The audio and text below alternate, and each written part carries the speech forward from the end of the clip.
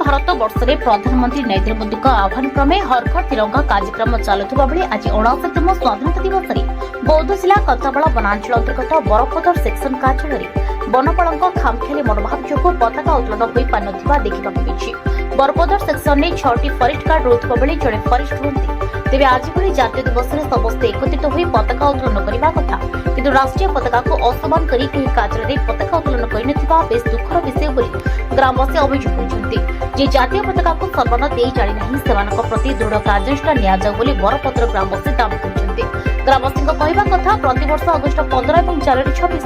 School पिला डाकी कार्यालय पताका उत्तोलन होउथिबा बेले तेबे जो दिन ठारू महिला फरेस्टर गुली भेड़ा कार्यभार ग्रहण कले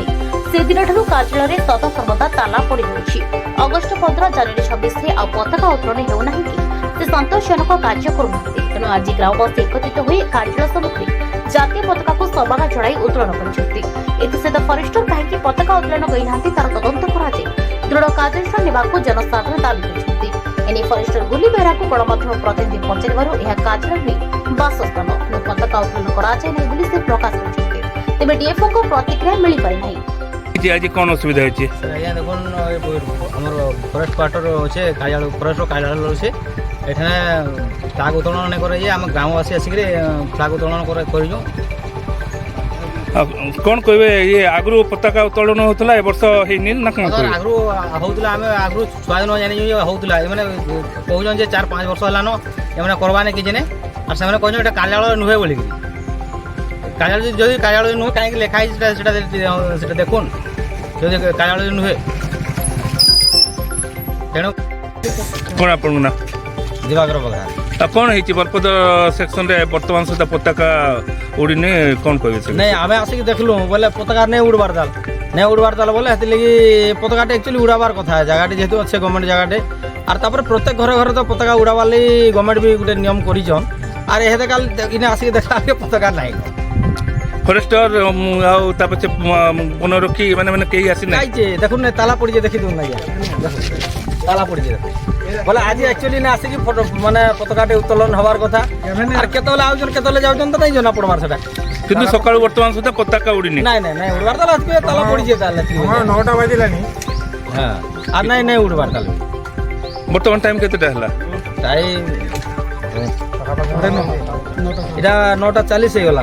किंतु वर्तमान सुधा पताका उड़ीनी नहीं कौन कहबे माने प्रशासन को कौन जणे प्रशासन को बोले कम से कम हमर एटा गोटे तिरंगा गुरु अपमान हो जाय सत कहबा गले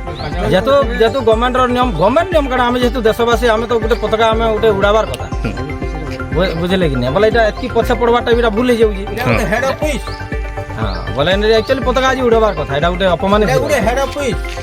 तिरंगा तमने गार्ड इने रहउजन सब ठाने रही गिरी ई जगह रे ताने ताला पड़ी गिरी रहउजे केबे फॉरेस्टर देखा नहीं कि गार्ड रो भी देखा नहीं जगह ताला पड़ी गिरी जंगल हो गला न कि केबे भी तमने उड़बा ने से पताका आज 3 वर्ष हो गेला कि फॉरेस्टर जेन रहला इने ताला पड़ी गिरी रहजे पताका उड़बा नहीं थाने वेरी गुड काना कहबे आज एते बड़ दिन रे हर घर तिरंगा चलला बेल के पताका उत्तोलन कला बेल के बरपदर सेक्शन अच्छे जेने कि पताका उत्तोलन वर्तमान सुधा नहीं हो पारे तो फॉरेस्टर क्वार्टर सेक्शन बोल अच्छे किंतु एत वर्ष आम छुआर जानूँ सेक्शन समस्ते गार्ड फॉरेस्टर एमती रोले किंतु 5 वर्ष 4-5 वर्ष है रोने कि फॉरेस्टर क्वार्टर भी बोल जना पड़ूनी कि ऑफिसर फॉफिसर नहीं कि आज 5 वर्ष है पताका उत्तोलन भी नहीं कि कौन होता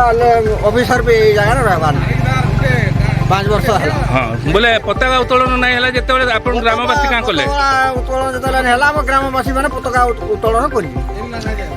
बौद्धर कृष्ण रिपोर्ट प्रसार।